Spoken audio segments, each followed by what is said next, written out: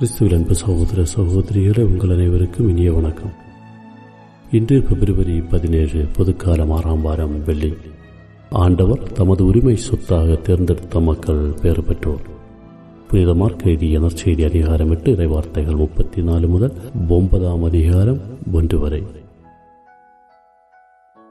அக்காலத்தில் இயேசு மக்கள் கூட்டத்தையும் சீடரையும் தம்மிடம் வரவழைத்து, என்னை பின்பற்ற விரும்பும் எவரும் தன்னலம் துறந்து தம் சிலுவையை தூக்கிக் கொண்டு என்னை பின்பற்றட்டும். ஏனெனில் தம் உயிரை காத்துக்கொள்ள விரும்பும் எவரும் அதை இழந்து விடுவார். என் பொருட்டும் நற்செய்தியின் பொருட்டும் தம் உயிரை இழக்கும் எவரும் அதை காத்துக்கொள்வார். ஒருவர் உலகம் முழுவதையும் தமதாக்கிக் கொண்டாலும் தம் வாழ்வையே இழப்பாரெனில் அவருக்கு கிடைக்கும் பயன் என்ன? அவர் தம் வாழ்வுக்கு ஈடாக எதை கொடுப்பார்?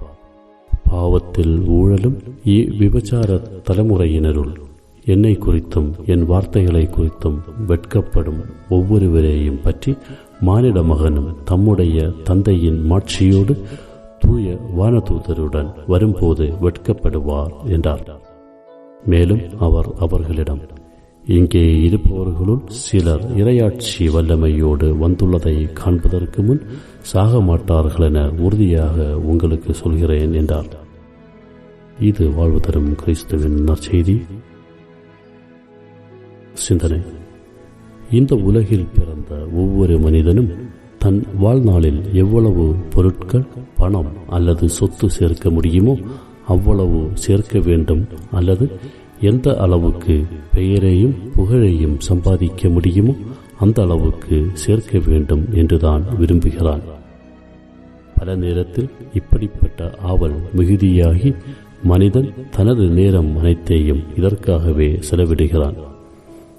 இதன் விளைவு உடல் நலத்தையே இழந்து விடுகிறான். இறுதியில் சேர்த்ததை மீண்டும் தன் இழந்த உடல் நலத்திற்கே செலவிட்டும் மீண்டும் பெற இயலாத நிலை.